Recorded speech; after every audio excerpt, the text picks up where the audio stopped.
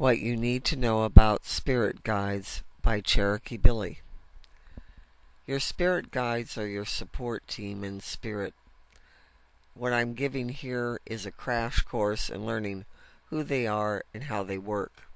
If you want to learn more in detail about your spirit guides, I can help you learn how to be in touch with them and receive answers through my private services. For now, this video will serve as a sampler to what your guides can do. Your spirit guides are the core of your spiritual support team on the other side. They are your cheerleaders, your friends, your path makers, and road pavers. They help and guide you through this life, even if they never receive a thank you or a job well done, and yet they continue with complete love, compassion, and never-ending support. They work to support you on your path for the entirety of your life here on earth. They're your support vessel on the high seas and your strategically positioned water and snack break stand while you run along this marathon of life. They help provide you with guidance, windows of opportunity, and even some of the grand realizations that have transformed who you are and how you live. Whether you're just finding out about spirit guides or you've decided you're ready and interested to begin meeting yours, or you already actively are working with your guides, it's important to take pause and be reminded of the important work that they do in all forms. Spirit guides are a diverse, eclectic, and at times complex bunch, so we ask, what do you need to know about this team of yours? Here I've compiled the most important things to know about spirit guides, and I'm going to share them with you through this video. To find out what they are, keep listening. Your spirit guides are your support team. This video is your crash course in learning who they are and how they work. Here are the things you need to know. First off, your spirit guides are always looking out for you. We've all had times where we felt unguided and alone, and that includes me. And sometimes periods of aloneness are important for our soul's growth and development. Even when it doesn't feel like it, and you feel alone in the physical world, you're always supported and guided in the spiritual world. Your spirit guides are always looking out for you and sending you their love and compassion. You have more than one spirit guide. It varies for every person. Let's just say on average most people have around 7 to 10 on a full-time team, with 3 to 5 permanent members of the team and 5 to 10 rotating members, which brings me to my next point. Some guides are forever guides. Some only stay to help with certain lessons. It's true that not all guides stay with us forever, though some do. Just like friends and relationships here on earth, some guides, just like people, are brought to us to help guide us through a particular problem, to help us navigate and learn a crucial and often hard lesson, or to provide with much needed help in a crucial period of soul development. There are guides that join your team to help with specific things, and then they move on to help another. And yet there are other guides that stay with us for the duration of our life, and these are lifetime guides. Many have been human before now, and previously lived very similar experiences to yours. They're your guides for a reason. You wouldn't take parenting advice from someone who's never had a child, and you wouldn't take life advice from someone who's never experienced your situation. Your guides are your guides because they've been there, they have wisdom and experience, and they've come out the other side of it. They can empathize and understand what you're going through. Many of us have selected them before our birth. Yes, some we have chosen before we were born, in between this life and a previous life. You've selected the individuals that you'd like to help you learn the lessons of this life. Not all have we selected. Some come in at certain points for different reasons. So think about the different ones that are in your life if you experienced it. You asked your now guides to help you follow your life path, and they've agreed. They are some of the easiest spirits to connect with. Because you selected them yourself, and because they have a personal connection with you, it's more easy to connect to them. Often I have found that spirit guides usually are deceased loved ones, such as parents or anyone close to you in family or friends. You have a connection with them, so as spirits they seem to be able to work with you much easier. You just have to learn how to connect with them while you're in your physical body. The connection exists. All you need is a little elbow grease to make it shine. They're more than just people. They include fairies, animals, plants, and even crystals. Spirit guides can be any individual that has a spirit. The only requirement is that they have a spirit and primarily exist as a spirit right now without a physical body. People have spirits, of course, but so do other individuals, like fairies, animals, plants, trees, and even crystals. Spirit guides can be ancestors or people you once knew while living. It's been said that spirit guides are typically not always someone you knew. It can be someone that you never thought of or heard of. Sometimes that they come along because they can give an unbiased and unfiltered advice about your situation. And I found that to be true when I discovered my first spirit guide, which was over 35 years ago. It was someone I did not know, and they came in as a whirlwind and has helped tremendously. And again, I never knew them. Not every spirit guide is this way. They don't want you to see hardship or feel pain, even if it was, so to speak, your soul path. But in some cases, ancestors can be guides, and so can deceased loved ones.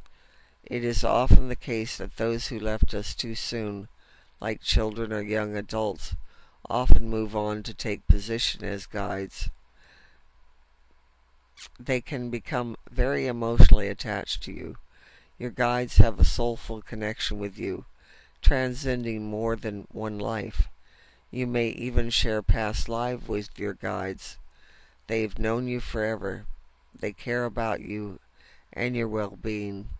They feel sad, they feel proud, and they feel happy. They're your friends, and that's something important to remember. They have feelings. They want to help you. Your spirit guides are polite and don't want to butt into your life unasked, but they do want to help. In fact, they probably think you don't ask for their guidance enough. They're here, and that's what they're here for, to help and provide guidance.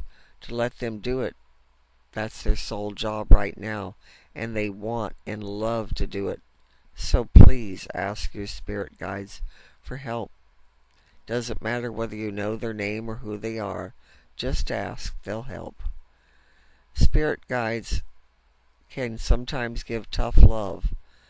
This is their way sometimes, and perhaps we need it. There is perhaps a quality that you saw beneficial when you selected them as your guide. They are not being harsh for no reason. They are doing it to get you in the right path. Sometimes you need your behind kicked into the right pathway, and that's what they're going to do. But they'll also be very comforting afterwards. Their appearances and personalities are vast and numerous. Spirit guides can take any form, from a Native American motherly figure wearing a pink tee and a jean shirt to a tall Eastern European man with a thick accent and neatly combed hair, to a fairy that resembles Tinker Bell, to a huge walrus. Your spirit guide can be anyone with a spirit. They have specific jobs. Spirit guides have certain roles that they fill, positions in your support team. Some serve protective roles, others provide wisdom, others joy, and others manage your gateway to the spiritual world, and still others provide healing. There are many supportive roles needed throughout your life, and with each one comes a guide. They can do more than one job at a time. They can wear more than one hat. One guide can fill more than one role. Your gatekeeper guide can be your joy guide, and your protector guide can be your wisdom guide.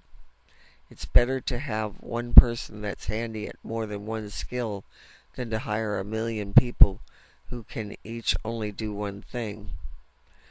Your spirit guides can be vague about plans for the future, with a reason. Your guides provide guidance, but not all the way. This is your life, and they want you to live and feel proud and empowered of your accomplishments. They want you to learn your lessons and contemplate the meaning. They want you to find the treasure at the end of the rainbow. Sure, they'll give hints, but that joy is yours to have, not theirs. And sometimes they don't want to spoil the surprises. They can't be wrong about the future. Your spirit guides, I take that back. They can be wrong sometimes about the future. Your spirit guides and all spirits give best approximations in readings and in your personal communication with them. They give the highest probability outcome statistically to occur, given the current standings of all factors. But you don't live your life in a vacuum, and many other people and factors are involved in putting the pieces together in any one aspect of your life.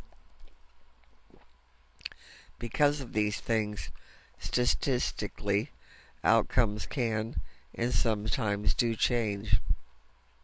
And it's no one's fault if things suddenly swing into left field. Remember, we all have free will, and even our spirit guides cannot interfere with that free will.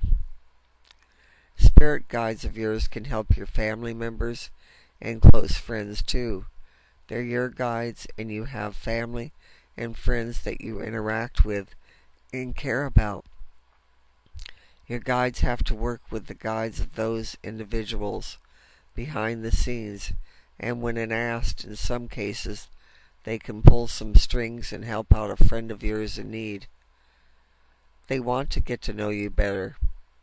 Again, they want to continue your relationship together while you're on earth, and they are in spirit. These are your friends and mentors, and you know each other already. Sure, time passes more quickly and is a non-issue in the world of spirit, but wouldn't it be nice to get to talk with that long-lost friend that you're always helping, at least once in a while? Wouldn't it be nice to see who they are now, what they live like, or look like, and what they're up to? It makes for better friends and better gardens. After all, isn't it easier to buy a gift for someone you have a relationship with currently than it is to buy a gift for that coworker that you've only seen in passing and aren't really sure what they're like? The more you allow your guides to know you, the more things they can do to help in exactly the way you want to be helped. You can learn to identify your guide's presence with certain cues called calling cards. Your guides have had physical bodies before. They are aware that it can be difficult to learn how to work with and sense the subtle signs of spirit, and they want to make it easier for you. Each of your guides has a specific signal, a cue, or a calling card that is uniquely them. Think of it as a bird call or a secret word. Once you know it, you always do, and you know who sent the signal. They're proud of you. You're doing a great job, whether you feel it or not. You are. You're overcoming hardships and learning previously unlearned lessons.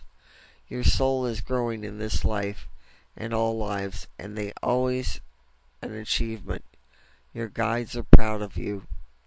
Your guides are always standing by to provide you with support, love, compassion, and of course guidance whenever you need it. All you have to do is ask. If you would like further assistance, please contact me, Cherokee Billie, and I'd be happy to help you learn about your spirit guides as I have learned over the years. Thank you so much for listening, and have a blessed, beautiful day.